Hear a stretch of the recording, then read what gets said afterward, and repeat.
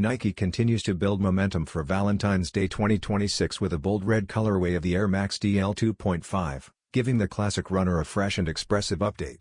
This version stands out with a rich red upper, highlighted by glossy patent leather overlays and subtle heart graphics layered across the mesh. The design delivers a romantic theme without going over the top, making it easy to wear beyond the holiday. Originally introduced in 2006, the Air Max DL 2.5 blends retro running style with modern comfort. The full-length visible air cushioning provides a smooth and supportive ride, while the sculpted midsole keeps the look rooted in early 2000s performance design. Despite facing tough competition in today's lifestyle sneaker market, this model offers a unique mix of nostalgia and everyday comfort. The Air Max DL 2.5 Valentine's Day Red is set to release on January 30, 2026 in men's sizing through Nike and select retailers, with early availability already spotted at select stores.